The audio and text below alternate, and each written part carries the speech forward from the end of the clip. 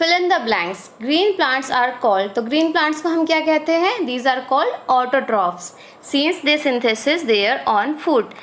Plants जो है वो ऑटोट्रॉफ्स होते हैं क्योंकि वो अपना खाना खुद बना सकते हैं। Second, the food synthesis by plant is stored as starch.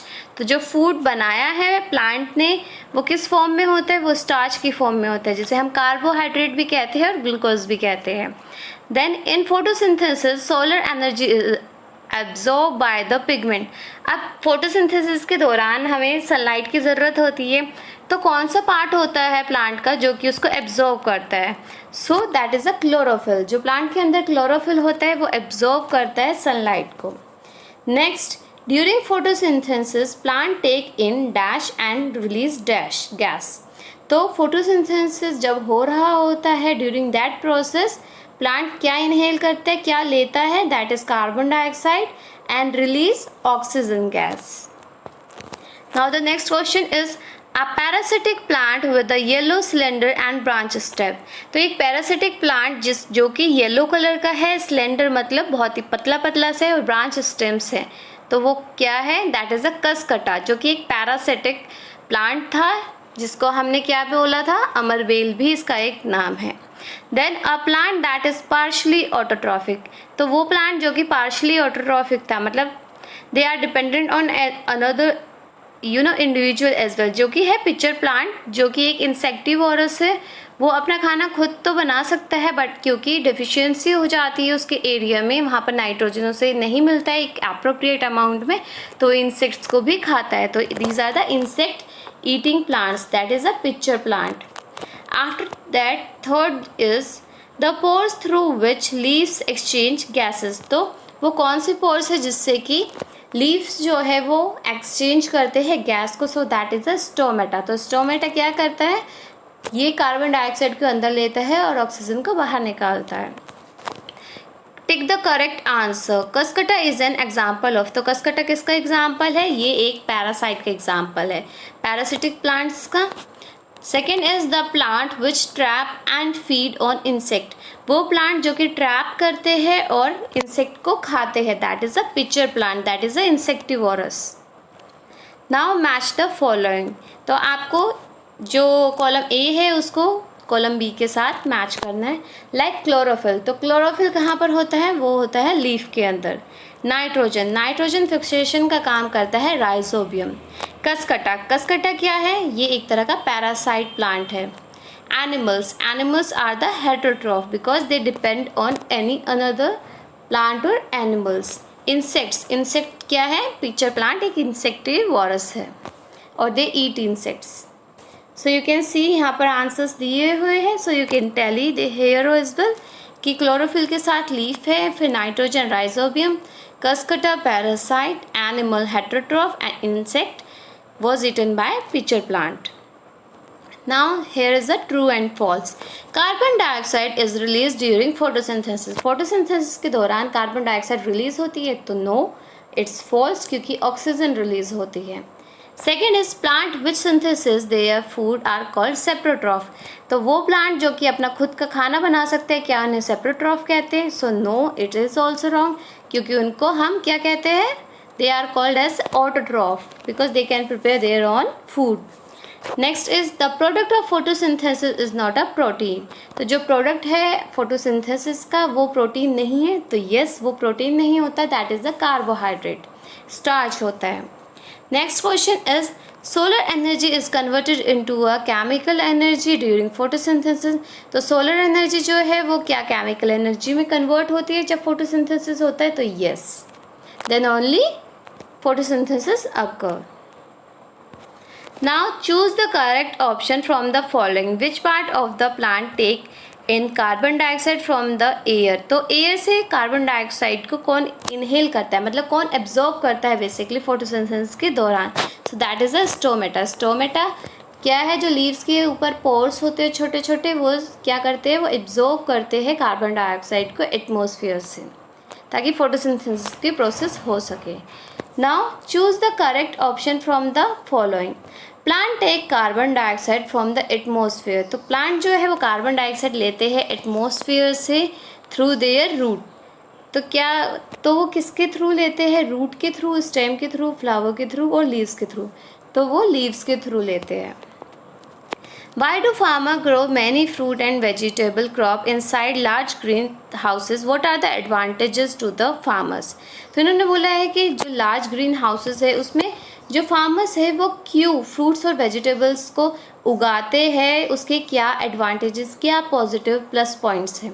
तो फ्रूट और vegetables grown in a this area, मतलब in a large green house area, because it protect crop from the external climatic change. देखो, अगर field में हम कोई चीज़ उगाते हैं तो क्या होता है, कभी बारिश हो जाती है, कभी धूप बहुत तेज़ है, कभी हवाएं बहुत तेज़ चलती है, इंसेक्ट्स आ जाते हैं, तो बहुत सारे प्रॉब्लम्स उनको सामना करना पड़ता है बेसिकली फार्मर्स को। बट अगर वो एक लार्ज ग्रीन हाउस के अंदर उसको करते हैं तो जो एक्सटर्नल क्लाइमेटिक कंडीशन है, जो बाहर के क्लाइमेट की कंडीशन है, उससे उसको कोई फ़र्क नहीं पड़ता। उसको जितना टेम्परेचर प्रोवाइड करना है वो अपनी क्रॉप को उतना टेम्परेचर प्रोवाइड करते हैं, और वो हर तरह की डिजीज़ से भी बच सकते हैं जो कि क्लाइमेटिक कंडीशन की वजह से हो जाती है, और वो विंड से भी बच सकते हैं। और रोडेंट्स जो होते हैं, ये होते हैं जो चूहे होते हैं, जंगली चूहे, ये उनसे भी बच जाते हैं। तो बेसिकली अगर कीड़े वगैरह नहीं लगेंगे तो उनकी जो फसल है वो ज़्यादा अच्छे से फ्लरिश करेगी। अब यहाँ पर एक प्रोजेक्ट है, that is the extended learning activity and project. यहाँ पर आपको क्या करना है, आपको एक पॉटेड प्लांट लेना है जो इसके बड़े बड़े लीव्स हो। आफ्टर दैट आपको 2 स्ट्रिप लेनी है ब्लैक पेपर की, और उसको फिर कट करना है आपको small square in the centre. जैसे यहाँ पर आप देख सकते हो, यहाँ पर स्टार है, आप यहाँ सेंटर में स्क्वायर कर सकते हो या स्टार कर सकते हो, वो आपकी मर्जी। After that cover a part of the 2 leaves with this paper. फिर आप कवर कर दो लीव्स को इस पेपर के थ्रू, और फिर सिक्योर कर दो पेपर क्लिप से ताकि वो ना हटे। Then keep the plant. फिर प्लांट को आपको 2 से 5 दिन तक धूप में रखना है और ऑब्जर्व करना है कि जो कलर है कवर्ड पार्ट का और अनकवर्ड पार्ट का, उसमें क्या डिफरेंस है। आफ्टर दैट आपको आयोडीन टेस्ट करना है उसकी लीव्स पर, और that the 2 parts show different result. फिर आपको बताना है क्या दोनों में अलग अलग रिजल्ट्स आए हैं। फिर आपको सेकेंड लीफ लेनी है, उसकी जो स्ट्रिप है आपको रिमूव कर देना है, और उस पार्ट को 2 से 3 दिन तक फिर आपको सनलाइट के प्रेजेंस में करना है, and then iodine test. And may be ये आपको क्लास में भी करवाया जाए, तो that is dependent upon your school. So आप क्या देखोगे कि जो नॉर्मल लीफ है, अगर आपने उस पर आयोडीन डाला है तो क्या होगा, वो आपको ब्लू ब्लैक कलर देगा। ठीक है, अगर वो एक नॉर्मल लीफ है, और अगर ये एक नॉर्मल लीफ है, इस पर ब्लू ब्लैक कलर डाला तो इसने आयोडीन डाला तो इसने ब्लू ब्लैक कलर दिया।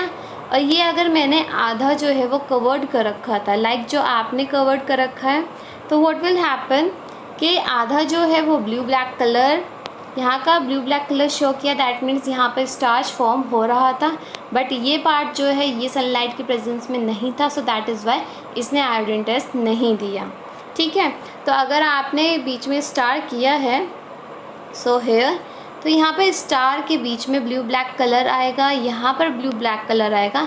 बट जब आप इस स्ट्रिप को हटाकर यहाँ पर आयोडीन टेस्ट करोगे तो वो ब्लू ब्लैक कलर नहीं देगा, क्योंकि यहाँ पे स्टार्च फॉर्मेशन नहीं होएगा। After that the second project is visit a greenhouse if there is. अगर आपके घर के पास कोई ग्रीन हाउस है तो आप वहाँ पर जाइए और देखिए कि एक्चुअल में वहाँ पे किस तरीके से खेती होती है या किस तरीके से क्रॉपिंग होती है। वो किस तरीके से देखते हैं कि इतना अमाउंट ऑफ लाइट हमें देना है, कैसे सब कुछ रेगुलेट करते हैं, वाटर कैसे प्रोवाइड करते हैं, या फिर कार्बन डाइऑक्साइड कैसे पौधों को देते हैं। तो I can explain you with this diagram, with this picture. So ये ग्रीन हाउस है, तो यहाँ पर क्या है, इन्होंने यहाँ पे एक लंबी लंबी लाइनें बना रखी है, यहाँ पे क्रॉप्स कर रखी है। आफ्टर दैट ये यहाँ पे प्रॉपर अमाउंट ऑफ पानी दे रहे हैं। यहाँ पे एक रेगुलेटर लगा रहता है जो कि टेम्परेचर मेंटेन रखता है कि इतना ही टेम्परेचर हमें देना है, और जिस अमाउंट ये प्रॉपर अमाउंट मेजर करते हैं और उतना ही अमाउंट अपने क्रॉप्स को देते हैं। आफ्टर दैट वो इस टाइप की अच्छी तरीके से, मतलब वो फ्लरिश हो जाती है। और जो क्रॉपिंग है इसके अंदर ज़्यादातर अगर देखें तो ख़राब होने के चांसेस बहुत ही कम हो जाते हैं कि क्रॉप हमारी ख़राब हो जाए, क्योंकि ये ऊपर से कवर है, बारिश नहीं हो सकती, कीड़े मकोड़े नहीं आ सकते, और ज़्यादातर जो भी रिक्वायरमेंट होती है वो आप इस लिमिटेड एरिया में आराम से उनको दे सकते हो. So it is easy and convenient to use. Then the third is try growing a sweet potato just in water. तो खाली वाटर में आप स्वीट पोटैटो जो शकरकंदी होती है आप उसको रख कर देखो और फिर देखो एक्सपेरिमेंट और ऑब्ज़र्व करना. तो आपको पता लगेगा कि वो एक पेड़ की तरह उसके नीचे जहाँ आपने पानी रखा होगा वहाँ रूट्स आ जाएगी और ऊपर वो स्टेम्स और लीव्स आ जाएगी. तो you can try it at home as well. वो क्योंकि अब क्यों ये है ये आप आगे वाली क्लास में भी देख सकते हो, क्योंकि ये एज ए रूट वर्क करता है. तो यहाँ पे ये अपनी खुद की रूट निकाल लेगा, यहाँ पर ये अपनी खुद की स्टेम निकाल लेगा और ये कन्वर्ट हो जाएगा एक तरीके से प्लांट में. तो आप ये खुद भी ट्राई कर सकते हो. After that, did you know light is so important to plant that their leaves grow in many patterns so as to absorb maximum sunlight. तो क्या होता है, क्योंकि सनलाइट जो है वो एक बहुत ही अहम हिस्सा है फोटोसिंथेसिस की प्रोसेस का. तो प्लांट्स को तो सनलाइट चाहिए ही चाहिए. तो क्या होता है कि वो अपने एरिया के अकॉर्डिंग अपने लीव्स को मोल्ड कर देते हैं. जैसे अगर राजस्थान की बात करें तो राजस्थान में जो लीव्स होती है वो एक्चुअली लीव्स नहीं होती, वो स्पाइक्स होती है, कांटेदार लीव्स होती है. तो वो अपना खाना बनाते हैं, बट वो ऐसा क्यों है, ताकि ट्रांसपिरेशन की प्रोसेस ना हो. अब ये क्या होता है कि ताकि वो अपना जो पानी है वो ज़्यादा लूज़ ना करे. आप शॉर्ट में यही समझ लीजिए. तो जिस टाइप का एरिया है उसके अकॉर्डिंग जो लीफ है वो अपने आप को अडेप्ट कर लेती है. तो लाइट बहुत ही इंपॉर्टेंट हिस्सा है. आई होप आपको समझ में आया होगा. So thank you for watching. Have a nice day. और अगर अभी तक आपने वेदांत क्लासेस को सब्सक्राइब नहीं किया है then please do subscribe our channel for more updates. Thank you.